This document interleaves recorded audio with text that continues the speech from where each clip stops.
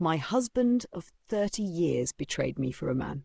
They say a marriage changes over time, that passion mellows into comfort, and love becomes a steady presence rather than a fiery spark. That's what I thought was happening to us. After 30 years of marriage, I had grown used to the quiet rhythm of our life together. Mark was my husband, my partner, my rock. I thought I knew him better than anyone in the world, but I didn't. It started with little things. He began staying out late, always with some excuse. Work's been crazy, he'd say, or the guys wanted to grab a drink. I believed him. Why wouldn't I? Mark had always been honest, dependable, the kind of man who fixed things with his hands and kept his promises with his heart. Then came the phone. He was glued to it constantly, smiling at messages I couldn't see, slipping it into his pocket whenever I walked into the room. When I asked who he was talking to, he'd brush it off. Just work stuff, he'd say. Nothing important. I told myself not to worry. After 3 decades together, there was no way he'd betray me, right? But the doubts crept in. They whispered to me at night when I lay awake in bed, staring at the ceiling while Mark snored softly beside me. Then, one evening, I noticed a cologne on him that wasn't his. It was subtle but unfamiliar. My heart sank as he casually explained, I hugged a co-worker, probably rubbed off.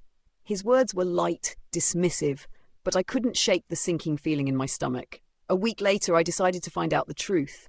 While Mark was in the shower, I picked up his phone. My hands trembled as I unlocked it. He'd never changed the passcode. Part of me hoped I wouldn't find anything. Part of me knew I would. At first, it was nothing. Work emails, group chats with old friends. But then I saw a thread labelled simply, Chris. I opened it, and my world came crashing down. The messages were intimate, inside jokes, sweet compliments, flirtations. My Mark, the man I had built a life with, was sending heart emojis and longing messages to another man.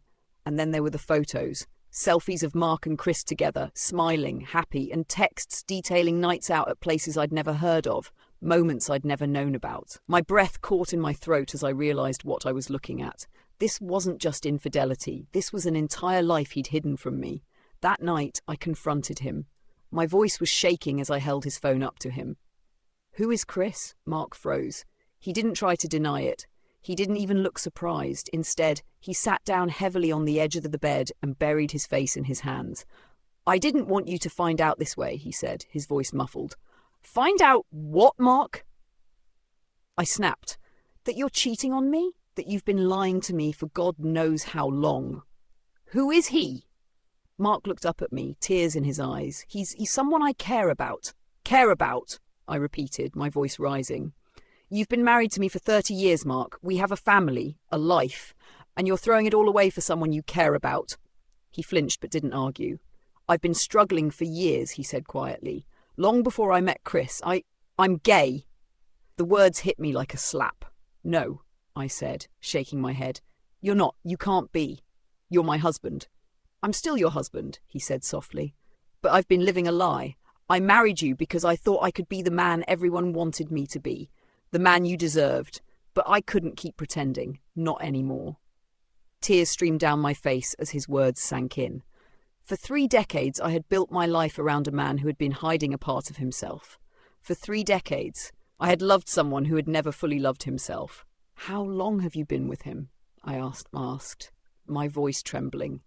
6 months, he admitted. But this isn't just about Chris. This is about me, about who I am. I stared at him, trying to process it all, the betrayal, the lies, the realization that the man I thought I knew had been a stranger all along. What about me? I whispered. What about everything we've built? Did it mean nothing to you? It meant everything, he said, his voice breaking. But I can't live a lie anymore, and I can't keep hurting you by pretending to be someone I'm not. We talked for hours that night, both of us crying, both of us broken.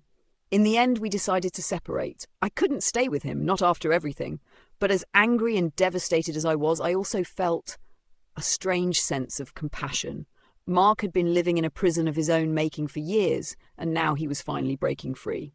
I hated him for what he'd done, but I also pitied him for what he'd endured. 30 years of marriage ended that night. 30 years of love, laughter and memories, all unravelled by a truth he couldn't keep hidden anymore. Now I'm left to pick up the pieces of my life, to figure out who I am without him. Part of me wants to hate him. Part of me still loves him. But all of me knows that nothing will ever be the same.